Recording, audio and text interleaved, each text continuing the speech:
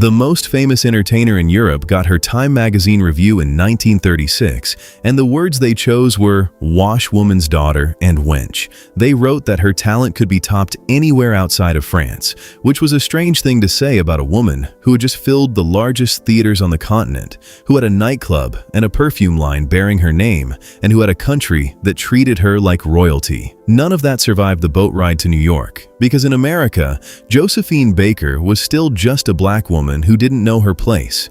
And what America did to her after that didn't just end her career, it set off a chain of events that turned her into one of the most dangerous double agents of the Second World War. Frida Josephine McDonald arrived on June 3, 1906 in St. Louis, Missouri, and the circumstances surrounding her birth already contained the entire story of what would follow. Her mother Carrie washed clothes for a living and had once dreamed of dancing, while her father Eddie Carson played drums in vaudeville before disappearing almost immediately. Something unusual marked Josephine's arrival, though, because Carrie, a black woman in the Jim Crow South, was admitted to a hospital that served only white patients. Researchers have long concluded that Carrie had likely been impregnated by a wealthy white employer who arranged the access, and the identity of Josephine's biological father was never confirmed, but the dynamic locked into place before she took her first breath, where proximity to whiteness served as the only door, and it was never her door to open. Constant evictions defined her childhood, moving from one cramped apartment to another with a family that had nothing. By age 8, Josephine wasn't sitting in a classroom but working as a live-in domestic for white families, and one of those employers burned her hands as punishment for putting too much soap in the laundry. Another told her never to kiss the baby. Cardboard served as her bed, and garbage provided her meals. And then on July 2, 1917, the world she already understood to be hostile proved it in the most violent way imaginable, when white mobs descended on the black neighborhoods of East St. Louis, Illinois, just across the river. They torched homes and beat and killed black residents in open daylight, with the official death toll landing at 39, while community accounts placed it closer to 200. 11-year-old Josephine stood on the west bank of the Mississippi, watching the sky turn orange from the fires, and she later recalled standing with other children huddled together in terror as black families fled across the bridge, carrying nothing. More black residents were arrested than white attackers. A congressional investigator concluded it was essentially impossible to convict a white man for anything that happened that night. That was the country Josephine Baker was born into. But she wasn't going to stay. Marriage came at 13 and again at 15 when she kept the surname Baker. Vaudeville pulled her in next, performing on the black theater circuit where she burned with a kind of electricity that audiences couldn't look away from.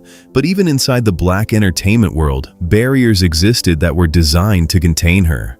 An audition for the chorus line of Shuffle Along, the landmark all-black Broadway musical, ended in rejection because the producers considered her too dark and too skinny, casting only light-skinned women to satisfy a white-controlled industry. Baker learned every routine anyway while working as a dresser backstage, and when a spot finally opened, she was placed at the end of the chorus line where nobody was supposed to notice her. What she did with that position was turn exile into comedy, crossing her eyes and stumbling on purpose before snapping into flawless techniques so sharp the audience gasped. People came back night after night just to watch her, but the system held firm. No lead roles materialized, and no one treated her as a star. She was allowed to entertain, never to matter. Years later, she put it plainly, saying she realized she was living in a country where she was afraid to be black, and so she left. What she found on the other side of the Atlantic was not what anyone expected, not even her. A ship carried her to Paris in September of 1925 when she was just 19 years old, recruited to headline a new production called La Revue Nègre at the Théâtre des Champs-Élysées. $250 a week was the salary, a staggering leap from the roughly 10 she had been pulling in back in Harlem. But what awaited her in Paris needs honest framing, because this was not a rescue story. Baker was celebrated and consumed at the same time, and those two forces were not separate. They were the same machinery running on different gears. French producers took one look at the troupe and complained they weren't black enough because what they wanted was colonial fantasy, not sophisticated American jazz. Baker was asked to dance nearly nude, and she was furious, having dreamed of elegant silk gowns and being taken seriously as an artist. But she was persuaded to comply, and the premiere on October 2, 1925, detonated across Paris like nothing the city had experienced before. Critics reached for words like savage and primal. To the audiences watching her, she wasn't a woman from St. Louis who had survived race riots and poverty. She was a fantasy they had already written in their heads long before she stepped on stage. French crowds read her as African rather than American, and the only black community they consistently failed to mention was the one the show had actually come from. Baker was nobody's puppet, though. The banana skirt that became her most famous image, first appearing at the Folies Bergère in 1926, wasn't just spectacle. Its design evoked the banana and rubber trades that defined France's exploitation of its own colonies, turning Baker into a deliberate symbol of the system consuming her while she simultaneously profited from it. Expensive jewelry accompanied every primitive costume, insisting on visible markers of wealth even while performing exoticism. And then she dismantled the novelty piece by piece, taking voice lessons and etiquette lessons, opening her own nightclub, launching a perfume and a hair product and a line of dolls. By 1931, her signature song had become the anthem of a completely reinvented identity, and she didn't just adapt to France, she rewrote the terms entirely. French citizenship came in 1937, the same year she renounced her American passport forever, and she was widely described as the highest-paid entertainer in Europe, though what can be confirmed is that she ranked among the most famous and wealthiest performers on the continent, and then she made the mistake of going home. The Ziegfeld Follies cast her in 1936 alongside Fanny Brice and Bob Hope, and it should have been a triumphant homecoming. Instead, it was a demolition. Time magazine published the review that would define America's rejection of her, calling her a washwoman's daughter and dismissing her as a wench whose talent could be matched anywhere. Hotels turned her away. She was replaced in the show and told to go back where she came from, and the woman who filled the largest venues in Europe couldn't secure a hotel room in Manhattan. France received her back permanently this time. But what America didn't know, what nobody outside a very small circle of French intelligence officers knew, was that the woman they had just humiliated was about to become one of the most effective spies of the Second World War. French military counterintelligence recruited Baker in September of 1939, right when France declared war on Germany, bringing her on as an unpaid volunteer operative. Her answer came immediately, saying that France had made her everything she was and that she stood ready to give it her life. Payment was something she refused for the entire duration of the war, sometimes selling her own jewelry to finance the missions herself. Elegance defined her method. Embassy parties and diplomatic receptions became her hunting ground, where she charmed information from Axis officials who never once imagined the glamorous entertainer was memorizing military details and writing notes on her hands beneath long sleeves. Within her first week, she passed what is believed to have been a codebook taken from the Italian embassy. But the most critical mission came in November of 1940. And it is the kind of story that sounds invented until you see the declassified military records confirming every detail. Baker and her handler departed Château de Milande, where she was already sheltering resistance fighters and Jewish refugees alongside a hidden radio transmitter, traveling through Spain toward Portugal with intelligence destined for British MI6 in London. Military secrets were transcribed onto her music scores in invisible ink, while photographs of German landing craft were pinned inside her underwear. That packet contained exact locations of German divisions stationed across western France, details on Nazi parachute units, known enemy agents operating in Britain, and Axis plans for seizing Gibraltar. Discovery meant a death sentence, and even one intercepted note would have meant execution. At the border crossing in the Pyrenees, Spanish officials recognized her immediately, asked for autographs, and never searched a single piece of luggage. Baker joked afterward that her notes would have been devastating if found, but who would dare search Josephine Baker to the skin? North Africa became her base starting in early 1941. And that's when peritonitis struck her so severely she was hospitalized for 18 months straight. The Chicago Defender ran her obituary prematurely, and her response was that there had been a slight error and she was much too busy to die. Her hospital room quietly transformed into a covert meeting place for American diplomats and resistance operatives, and the intelligence she gathered about local tides and beaches and enemy positions helped support the Allied invasion of North Africa in November of 1942. Recovery brought an exhausting tour of military camps stretching from Algiers to Jerusalem, all performed under one non-negotiable condition, which was that she refused to perform for segregated audiences. Black soldiers and white soldiers would sit together, or she would not go on. Formal enlistment in the Women's Auxiliary of the French Air Force followed in 1944. Peace brought her the Médaille de la Résistance and the Croix de Guerre, and eventually the Légion d'honneur.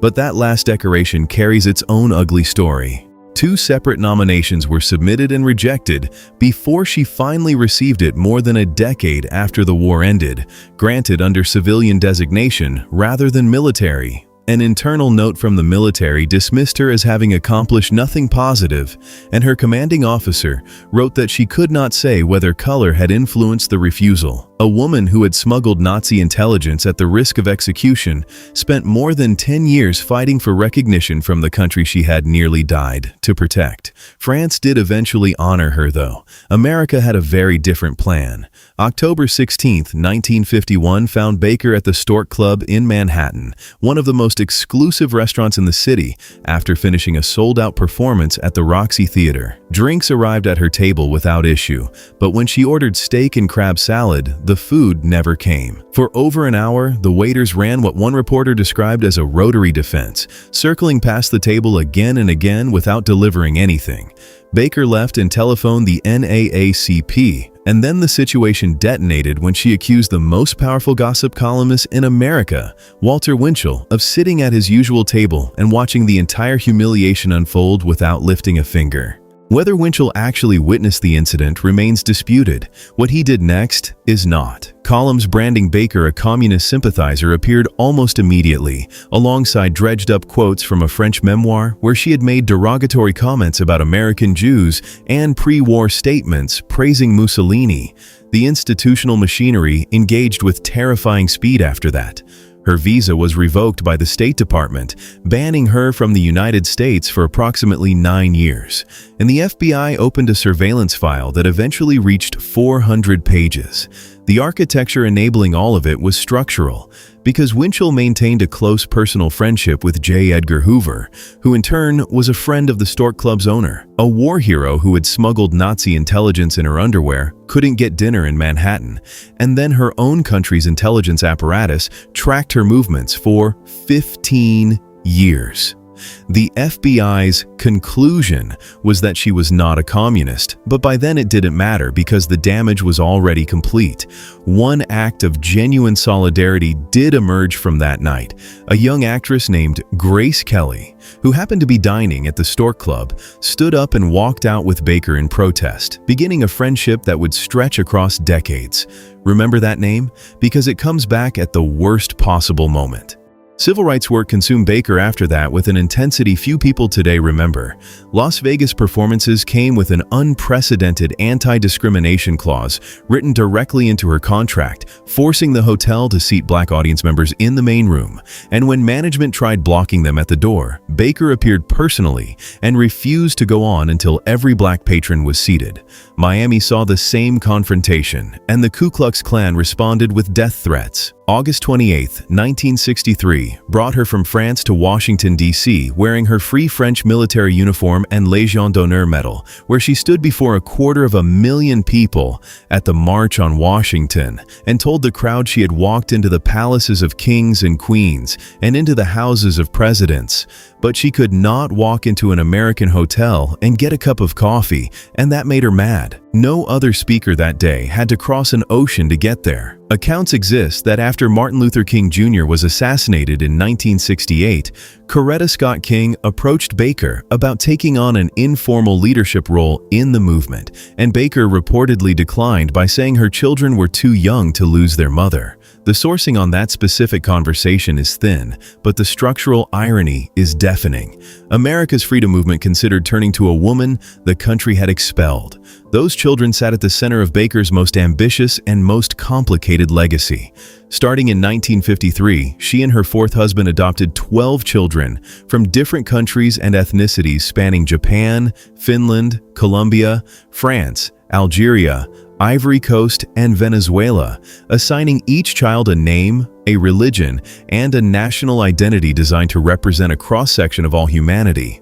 The Rainbow Tribe, as she called them, was installed at Château de Milande, a 15th-century castle she had purchased back in 1947, and tourists paid admission to watch the children sing and play, drawing nearly 500,000 visitors annually at the peak. The most rigorous study of the project, published by Harvard University Press, concluded that Baker was driven by genuine idealism and an undertow of exploitation at the same time, where the children's individuality was secondary to their symbolic function. Baker also refused every proposal to film them, though, saying they represented an ideal rather than a circus. None of the 8 surviving children who later had families of their own chose to adopt, and that silence carries more weight than any biography.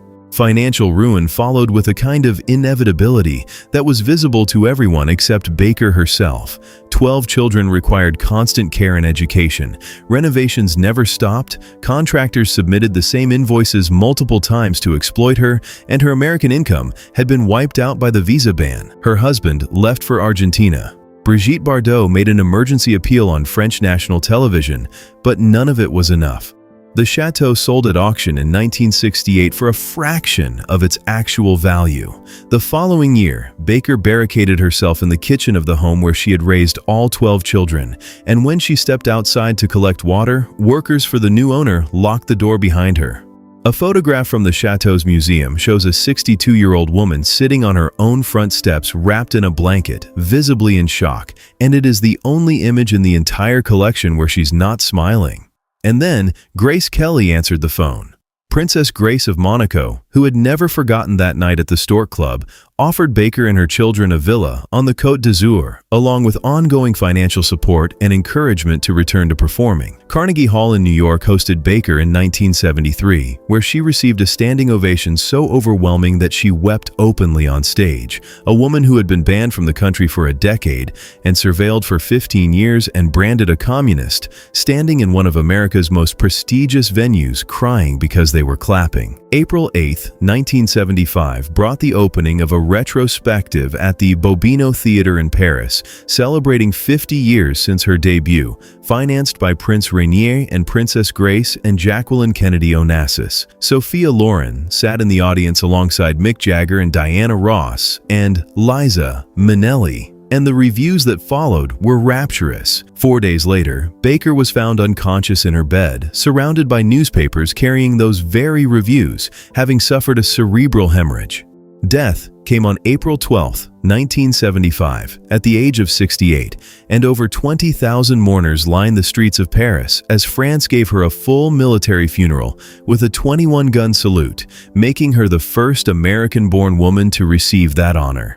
46 years passed before President Emmanuel Macron presided over the ceremony that placed Josephine Baker in the Pantheon on November 30, 2021, the monument reserved for France's greatest citizens. Her name joined Voltaire and Victor Hugo and Marie Curie and Simone Weil, making her the first black woman honored there and the first American-born person and the first entertainer. Members of the French Air and Space Force carried a coffin containing soil from St. Louis in Paris and the Dordogne and Monaco into Vault 13, and Macron addressed her directly, saying that while she had been born American, there was no one more French. Black French activists called the honor performative, arguing that Baker's story gets used in France to push the myth of a republic more welcoming to black people than America, turning Baker into a convenient shield against accusations of racism. The criticism carries weight. France exoticized Baker from the very first night she set foot on stage. Colonial audiences consumed her blackness through a lens they had designed for their own comfort. Military commissions rejected her honors twice before grudgingly granting them. The chateau that was supposed to stand as her legacy was taken from her while the nation watched. Baker understood all of this better than anyone else. A comparison she once drew between the Eiffel Tower and the Statue of Liberty captured it perfectly. The Eiffel Tower looked very different, she admitted. But what did that matter when the question was, what good was having the statue without the Liberty? She preferred the Eiffel Tower, she explained, because it made no promises. America called Josephine Baker a wench in 1936. France carved her name alongside its greatest citizens in 2021. Baker didn't change between those two moments. The same woman considered too dark for a chorus line in Harlem smuggled intelligence against the Nazis in her underwear, and the same woman who couldn't get a crab salad in Manhattan forced Las Vegas hotels to seat black audiences. 15 years of FBI surveillance targeted the same woman who stood at the March on Washington wearing a uniform she had earned fighting for a country that wasn't even hers by birth. They didn't change the system. They didn't give her justice. They gave her a monument, and there is a difference. France put her face on a coin. America has yet to put her on anything.